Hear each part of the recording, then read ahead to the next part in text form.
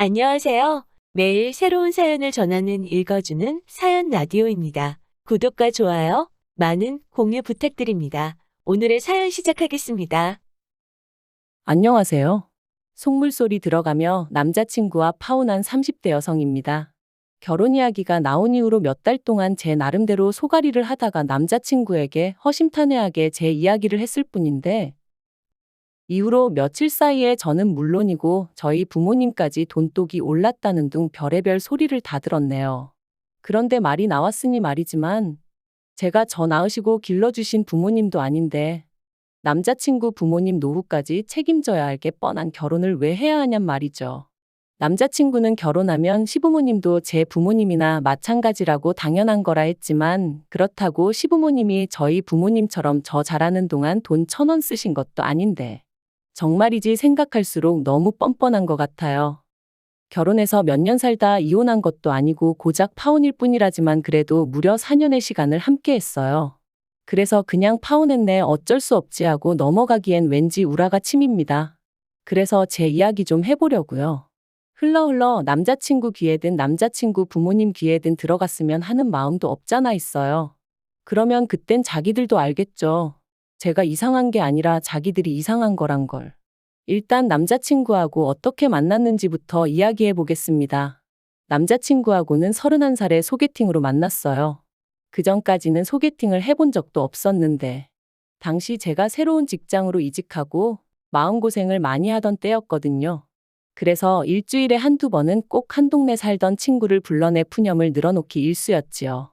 사실 그때는 제가 워낙 저 힘든 것만 생각하다 보니 그러는 제 꼬리 친구에게 얼마나 부담스럽고 한심하게 보일지 미처 생각도 못했네요. 아무튼 친구가 보기엔 그런 제가 하다못해 연애라도 하면 좀 나아질까 싶었던 모양이에요.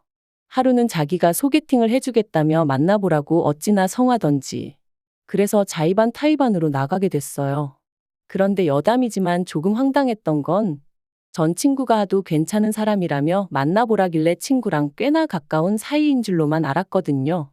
하지만 알고 보니 친구가 직접적으로 아는 사이도 아니고 친구 언니의 친구의 오빠라나요? 친구 말로는 조금이라도 더 좋은 사람을 소개해주고 싶어서 자기가 수소문을 한 거였다대요. 하지만 어찌됐건 간에 그렇게 만난 남자친구랑 저는 처음부터 잘 맞았어요. 당시 저는 거북이를 한 마리 키우고 있었는데 남자친구가 거북이에 대해서 어찌나 해박한 지식을 뽐내던지. 사실 거북이에 대해서 아는 사람은 흔치 않거든요. 아무튼 그리고 이 밖에도 서로 관심사라던가 취미가 비슷해서 만난 지 3시간이 넘어가도록 대화가 끊어지질 않았습니다. 그래서 이 사람이 어쩌면 내 반쪽인가? 말은 안 했지만 첫 만남부터 혼자 온갖 상상을 다 했다니까요. 아무튼 이후로 저희는 몇 번의 만남을 더 가졌고 자연스레 연인 사이로 발전했습니다. 처음부터 결혼까지 생각한 만남은 아니었어도 시간이 흐를수록 결혼을 하게 되면 이 사람이랑 하는 게 시기적으로나 여러 가지 면에서 맞지 않을까 하는 생각도 하게 되었고요. 그리고 그렇게 만으로 꽉 채운 4년의 시간이 흘러가고 있을 때 남자친구가 먼저 결혼 이야기를 꺼내왔어요. 남자친구는 저보다 4살이 더 많았으니 아무래도 저보다 마음이 급했던 거겠죠. 하지만 저는 남자친구를 좋아하는 마음과는 별개로 결혼을 서두르고 싶은 마음은 없었습니다.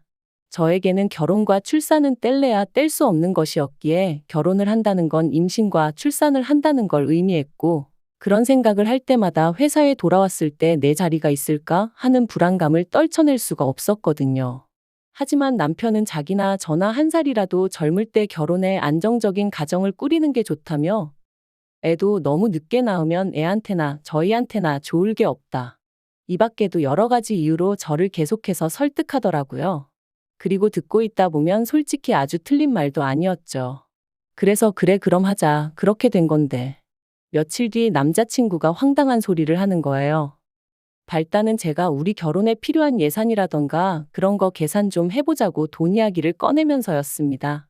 사실 3년을 만났지만 그러는 동안 서로 월급이 얼마나 되는지, 데이트 비용 외 생활비로 얼마 정도 나가고 얼마 정도 모으고 있는지 그런 이야기는 딱히 해본 적이 없었어요.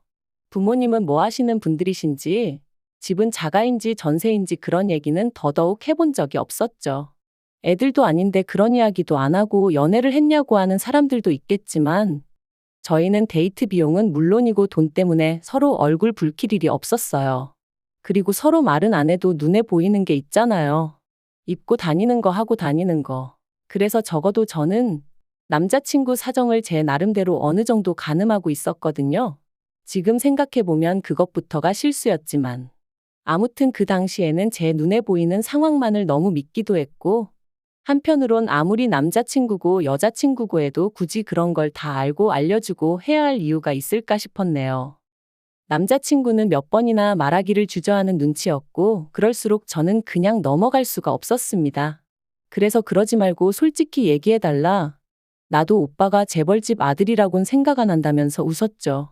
하지만 남자친구의 대답을 듣고 나니 저는 더 이상 웃을 수만은 없었습니다.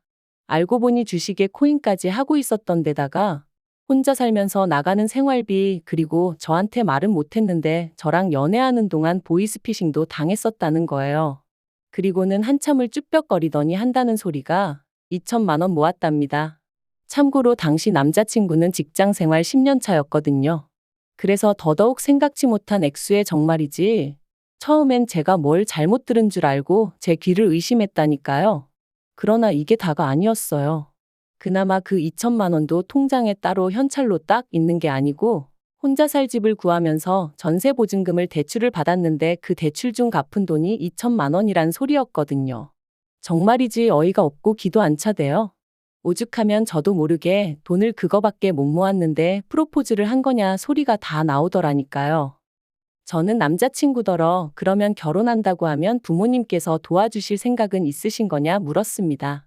솔직히 2천만 원이 꽤나 충격적이다 보니 말을 조심해서 한다던가 돌려서 말할 여유가 없었어요. 그랬더니 남자친구 말이 그것도 좀 힘들 것 같답니다. 그리고는 하는 얘기가 남자친구가 대학에 들어가고 얼마 지나지 않아 아버님 어머님이 이혼을 하셨는데 이후로 아버님은 옥탑방 하나 구해서 혼자 살고 계시고 어머님은 이모님 댁에 얹혀 살고 계시다고요. 그리고 어머님이 아마 1억 정도 가지고 계실 텐데 자기는 그 돈 달라고는 죽어도 못한답니다. 자기가 그 돈 받으면 어머님한테는 아무것도 남는 게 없다면서. 그리고는 저더러 많이 실망했냐. 자기가 어떻게 쓰면 좋겠냐는데 거기다 대고 무슨 말을 해줘야 할지 모르겠더라고요.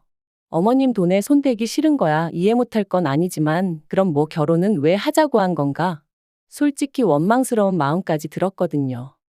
그리고 저는 고민 끝에 이 이야기를 저희 부모님께 일단 말씀은 드렸습니다. 참고로 저희 집은 아주 대단한 부자는 아니어도 남자친구와 비교하면 비교적 여유 있는 상황이었거든요. 노후 준비도 다 되어 있으셨고요. 그래서 감사하게도 자식인 저는 두 분을 경제적으로 도와드려야 한다 그런 생각은 한 번도 해본 적이 없었어요. 오히려 제가 30 넘어서도 부모님께 종종 도움을 받으면 받았지. 게다가 제가 알기로 제가 결혼한다고만 하면 저희 부모님은 2억 정도는 해주실 생각을 갖고 계셨거든요. 저도 저대로 따로 모아둔 돈도 있었고요. 그래서 결혼을 한다는 건 어디까지나 제 마음에 달린 문제였지 다른 건 크게 신경 쓸 이유가 없을 줄 알았는데. 그리고 아니나 다를까 제 예상대로 남자친구의 사정을 알게 되신 저희 부모님 두 분 다 몹시 언짢아 하셨어요. 화도 많이 내셨고요. 저와 똑같이 준비된 것도 하나도 없이 무슨 프로포즈를 하느냐고 제정신이냐 하시면서 말이죠. 하지만 그래도 부모님은 하지 말라는 말씀보단 저더러 잘 생각하고 후회 없는 결정을 내리라고 얘기해 주셨어요. 만약에 제가 끝까지 이 결혼을 하겠다고 하면 집은 부모님이 해주시겠다고 대신 남자친구한테 하다못해 차 한 대는 어떻게든 해오라고 하라시면서 말이죠. 참고로 차를 해오라고 하신 이유는 저도 잘 모르겠어요. 나름대로 성의를 보고 싶으셨던 건 아닌가 싶기도 하고. 아무튼 이후로 며칠 동안 저는 남자친구의 연락을 피했습니다. 솔직히 만나면 원래 하기로 했던 대로 결혼을 하던지 아니면 헤어지던지 해야 할 것 같았는데 머리로는 헤어지는 게 맞다는 걸 알면서도 차마 입이 떨어지지가 않을 것 같았거든요. 하지만 시간이 흘러도 뭐 하나 해결되는 것도 없었으니 결국 남자친구를 만났습니다. 그리고 남자친구에게 저희 부모님이 하신 말씀을 전했죠. 집 문제는 저희 부모님이 해결해 주실 테니 대신 남자친구한테 차 한 대는 해오라 하셨다고요. 그랬더니 남자친구가 대번에 하는 말이 자기가 전에 말하지 않았냐면서 그럴 돈이 없다는데 왜 차를 사오라 하시냐며 저희 부모님이 자기가 마음에 안 드니 일부러 그러시는 거 아니냐대요. 그래서 제가 나쁘게만 생각하지 말고 최대한 성의를 보이라는 말씀이시겠지 하고 한마디 했어요. 솔직히 2천만 원밖에 없는 게 자랑도 아니고 그렇다고 얼마나 대단한 일을 하느라 돈을 못 모은 것도 아닌데 뭐 그렇게 당당하냐고. 나는 오빠도 이해가 안 된다 하면서 말이죠. 그리고는 이때 결국 그냥 결혼은 없던 일로 하자고 제가 먼저 말을 꺼냈습니다. 저는 사실 남자친구가 차를 해오고 못 해오고를 떠나서 이런 상황 자체를 저한테 좀 미안해했으면 했었거든요. 아니면 알겠다고 어떻게든 한번 해보겠다고 말이라도 그렇게 해주던가. 그런데 이건 뭐 거의 배째라는 시기였으니 저도 오만정이 뚝 떨어지더라니까요. 그런데 그렇게 이별을 고하고 열흘쯤 지났나 남자친구에게 연락이 왔어요. 자기가 자기 어머니하고 이야기를 해봤다며 만나서 얘기하자 그러더라고요. 그래서 솔직히 말하자면 못 이긴 척 나갔습니다. 이별이라는 게 역시나 쉬운 게 아니었거든요. 그것도 제가 제일 정신적으로 힘들고 지칠 때 만나 나름대로 고마운 기억도 많다 보니 말이죠. 그런데 이런 마음이 남자친구와 남자친구 어머니를 만나면서 와르르 무너져 버렸습니다. 남자친구의 어머니가 생각지도 못한 말씀을 하셨거든요.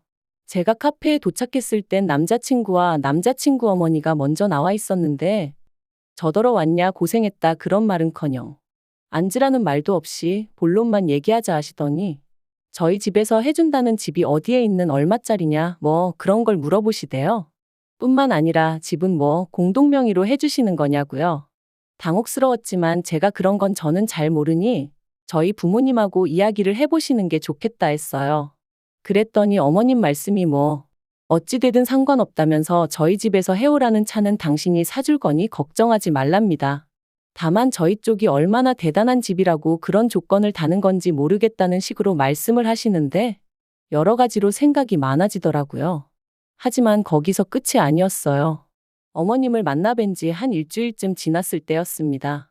그 사이 남자친구도 저희 부모님께 인사를 드렸고 그래서 이제 슬슬 부모님들끼리 만날 일정을 잡으려던 차였죠. 그런데 남자친구가 먼저 할 이야기가 있다더니 어머님이 이모님 집에서 나오셔야 될 것 같다는 거예요. 이모님 딸이 사정이 생겨 이모님 집에 들어와 살게 되었는데 그 일로 어머님이 그 집에 있기가 어려워지셨다나요? 어머님 입장은 그래도 당신이 먼저 들어와 살고 있었는데 갑자기 방을 비워달라는 게 말이 되냐 버티시는 중이셨고 이모님은 그래도 딸이 들어와 산다는데 어쩌겠냐며 나가달라셨다나요? 뭐 솔직히 남의 집안일이니 제가 이러쿵저러쿵 할 일은 아니었지만 어쨌든 남자친구 이야기를 들었을 땐 어머님이 오래 계시지는 못하겠구나 싶었죠. 아무튼 그래서 어머님이 난처하시겠네 하니까 남자친구가 한다는 말이 그래서 말인데 신혼집이 준비되는 대로 어머님을 와 계시게 해야겠다는 거예요. 생각지도 못한 남자친구의 말에 얼마나 놀랐는지 몰라요. 어머님을 좋아하고 안 좋아하고를 떠나서 어머님 사정이 딱하고 아니고를 떠나서 저도 제 신혼에 대한 나름의 로망이 있기도 했고 솔직히 저 조금이라도 편하게 시작하라고 저희 부모님이 신혼집 문제는 해결해 주시겠다 하신 건데 거기다 어머님부터 모시자니 생각만 해도 머리 아프고 기분도 안 좋더라고요. 그래서 제가 아무래도 그건 좀 어렵겠다 했어요. 나도 그렇게 되면 내 부모님 볼 낯이 없다고 그리고 언제까지 계셔야 할지도 모르는데 책임지지 못할 일은 시작도 하고 싶지 않다고 했죠.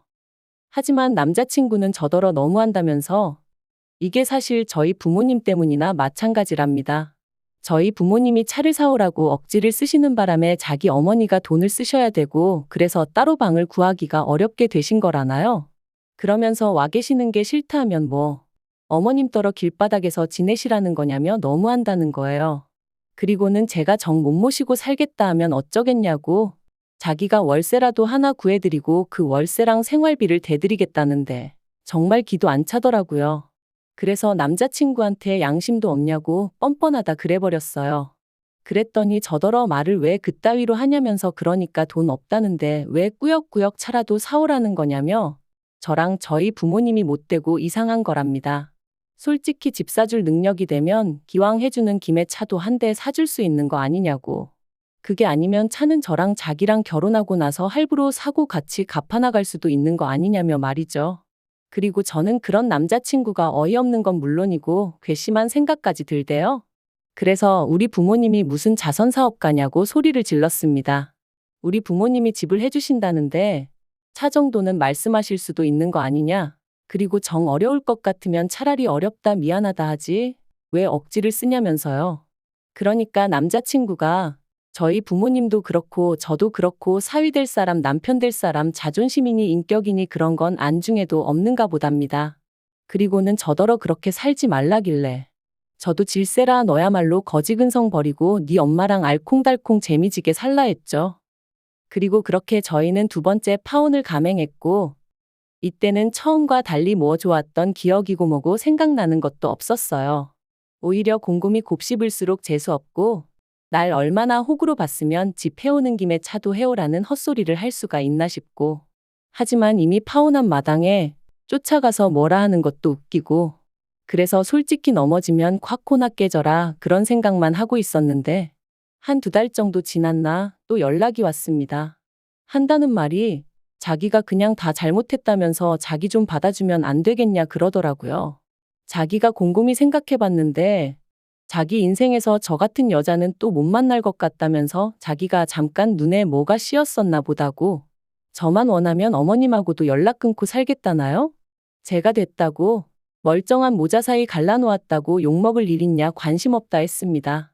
그리고 남자친구가 말한 것처럼 저도 똑같이 말해줬어요. 곰곰이 생각해보니까 나야말로 하마터면 내 인생에서 제일 잘못된 결정을 내릴 뻔했다고 너랑 헤어진 건 정말 신의 한 수였다고 말이죠. 그랬더니 찌질한 남자친구가 하는 말이 여자가 한 남자랑 4년이나 사귀었으면 그거 결혼한 거나 마찬가지라고 그러니까 어차피 저는 자기 아니면 누구와도 결혼 못할 거라나요? 아니 지랑 나랑 동거를 했나 뭘 했나. 기도 안 차서 두고 보라고 했네요. 솔직히 남자친구랑 파혼하는 과정의 기도 너무 빨리고 말 그대로 있는 대로 진이 빠져서 당분간 연애니 결혼이니 그런 쪽으론 요만큼도 의지가 없어요. 그래도 저 하나 사랑하는 마음은 진짜라 믿었기에 친정 부모님한테 그렇게 손까지 벌려가며 어떻게든 한 가정을 이루고 같이 잘 살아보려고 했건만 무능력한 건 둘째치고 욕심만 사나워가지고 손해는 조금도 안 보려고 하고 생각할수록 괘씸할 뿐이네요. 아무튼 이제 다 끝났고 이렇게 속 시원하게 욕도 했으니 지금부터는 이름 석자도 있겠습니다. 긴 이야기 들어주셔서 감사합니다. 오늘의 사연은 여기까지입니다. 구독과 좋아요, 알람 설정해주시면 앞으로 더 좋은 사연으로 찾아오겠습니다. 감사합니다.